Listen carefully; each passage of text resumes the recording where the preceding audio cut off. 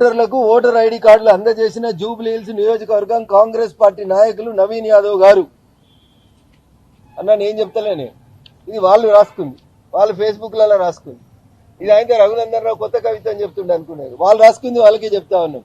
ఏంది Jubilee Hills assembly official page అంటే జూబ్లీహిల్స్ నియోజకవర్గంలోని ఓటు హక్కు లేని వాళ్లకు మరియు కొత్తగా ఓటు హక్కు రాని వాళ్లకు ఓటర్ ఐడి కార్డులను జూబ్లీహిల్స్ నియోజకవర్గం యూసుఫ్ కూడా కాంగ్రెస్ పార్టీ కార్యాలయంలో కాంగ్రెస్ పార్టీ నాయకులు నవీన్ యాదవ్ గారు అందజేశారు. రేపు ఈ పార్టీని, రేపు ఈ నాయకుల్ని ఎన్నికలలో ఎట్లా పోటీ చేయనియాలనేది ఎన్నికల సంఘం ఆలోచించుకోవాలి. ఈ రాష్ట్రంలో అధికారంలో ఉన్నటువంటి పార్టీ కాంగ్రెస్ పార్టీ. వీళ్ళు యూసుఫ్గూడలో కాంగ్రెస్ పార్టీ ఆఫీసు పెడతారు. ఆ యూసుఫ్గూడ పార్టీ ఆఫీసులో రేపు ఎలక్షన్లలో పోటీ చేస్తామని చెప్పుకునే ఒక నాయకుడు బాజాబ్తా ఓటర్ ఐడి కార్డులు పంచుతాడు. పంచి ట్విట్టర్ వేదికగా, ఫేస్బుక్ పేజీకి వేదికగా పెడతారు.